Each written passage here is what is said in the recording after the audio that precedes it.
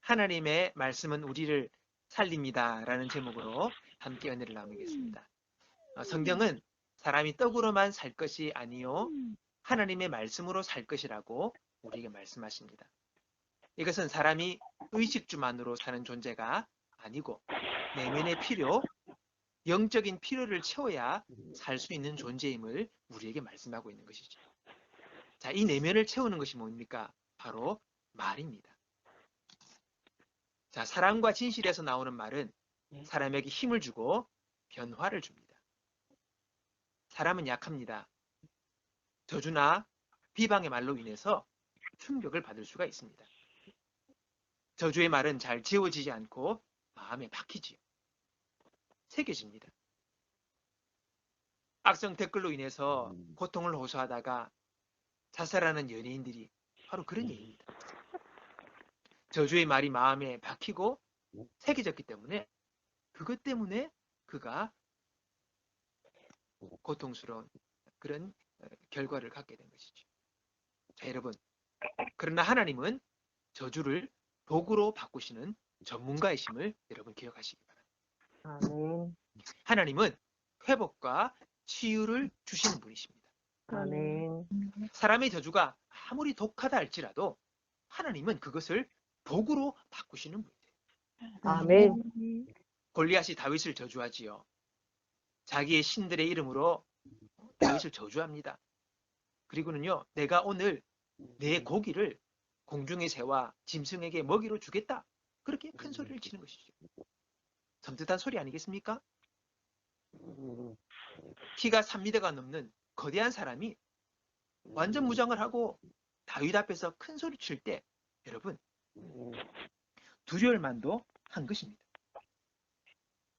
자, 그러나 그의 저주가 다윗에게는요 효력이 없었다는 것입니다. 오히려 하나님께서는 골리앗의 저주를 자기에게로 그대로 이루어지게 골리앗이 그 저주를 다시 받게 만드셨어요. 다윗의 물맷돌에 어이없이 쓰러지고 자기가 갖고 있던 그 칼로 스스로 목베임을 당하게 되는 거죠. 여러분, 아무리 저주를 해도 하나님은 그것을 복으로 바꾸십니다. 다윗은 고백합니다. 그들이 나에게 저주를 퍼부어도 주님은 나에게 복을 주십니다. 아멘. 다 따갑다는 것입니다. 여러분, 두려워 말라는 것이죠. 세상의 저주에 넘어지지 마시기 바랍니다.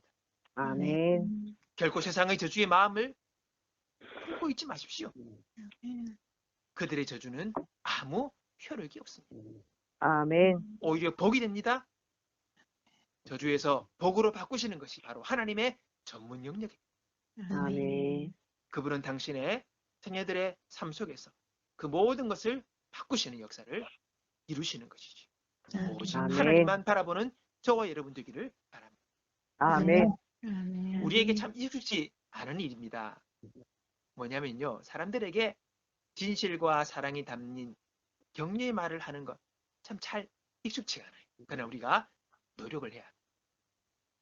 어떤 분은 칭찬하고 하라면 칭찬할 곳이 도저히 봐도 없다. 또는 칭찬해주면 기고만장 교만할까 봐 못해준다. 뭐 이런 말들을 합니다. 근데 여러분 예수님은요.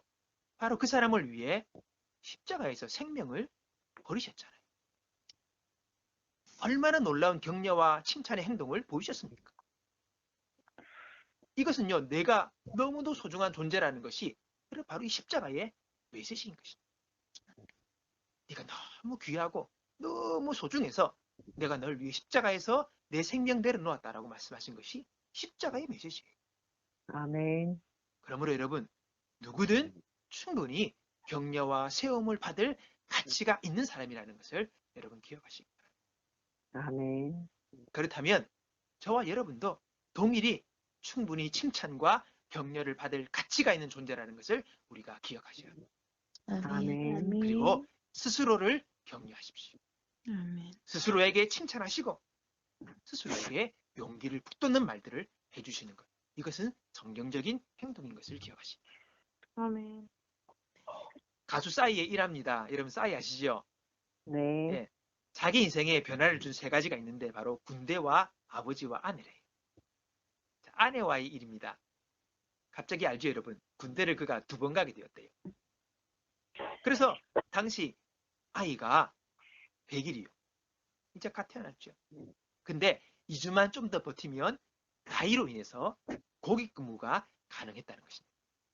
그래서 억지로라도 어떻게 병을 만들어가지고 입대를 좀 연기시켜서 공익을 가게 되면 그래도 출퇴근하며 가장의 임무를 좀 내가 감당할 수 있지 않을까라는 그런 생각을 했답니다. 그리고는요, 아내에게 말했대요. 자기의 꾀를, 생각을. 그 이야기를 다 듣고 있던 아내가 이렇게 말하더랍니다. 싸이인데 정말 후지다. 싸이인데 그냥 가야지. 이렇게 말을 해요. 그 말이 당장은 받아들이기가 참 어려웠답니다. 그런데 그 아내 말이 그를 살렸다고 그는 회고합니다. 그의 자존심을 지키겠다는 것이지. 그래, 내가 그래도 싸인데. 여러분, 사랑의 충고는 이렇게 사람을 살리는 능력이 있는 것입니다. 아멘. 자존심을 지켜주고 그로 하여금 멋지게 결단하고 행동할 수 있도록 힘을 주는 능력이 있는 것이지. 아멘. 하나님의 말씀은 당장에는 달게 들리지 않을 수 있습니다. 또는 매정하고 쓰게 들릴 수도 있습니다. 그래도 그 목적은 살리는 것이며 나를 행복하게 하는 것이라는 걸 여러분 우리는 알아야 합니다. 내가 오늘 내 행복을 위하여 내게 명하는 여호와의 명령과 규례를 지킬 것이 아니냐. 여러분 오해 마십시오. 하나님께서 쓰는 모든 말씀은 그분의 영광을 위해서 그분을 위해서 우리에게 지키라고 주신 말씀이 아니라 오늘날 내 행복을 위하여 우리에게 그 말씀을 주셨다는 거예요. 아멘. 아멘. 하나님이 뭐가 부족합니까? 오늘 사랑하는 당신의 자녀들을 위하여 백성들을 위하여 말씀하시고 그 말씀을 너희가 따라오길 원한다. 순종하기 원한다. 그러면 네가 행복할 것이라고 우리에게 분명하게 말씀하고 있습니다. 아멘. 아멘. 하나님의 말씀을 듣는 것이 복입니다. 아멘. 이 말씀을 들으시고 이 말씀을 마음에 품고 새기며 살아갑시다. 이 말씀이 아멘. 저와 여러분을 살릴 줄로 믿습니다. 아멘. 이것이 진리입니다. 할렐루야. 아멘. 자, 우리 함께 기도하겠습니다. 고백합니다. 아버지 하나님, 아버지 하나님, 당신의 당신의 말씀을 듣고 품고 살겠습니다. 나를 살리고 구원하는 말씀의 능력을 맛보며 증거하며 살게 하소서. 예수님 이름으로 기도합니다. 아멘. 할렐루야. 우리를 아멘. 살리기 원하시고 행복해 하기 원하시는 하나님 말씀을 부여잡고 기도하는 이 밤 되기 바랍니다. 다 같이 기도하겠습니다. 아버지 하나님 감사하며 나갑니다. 우리들의 마음과 심령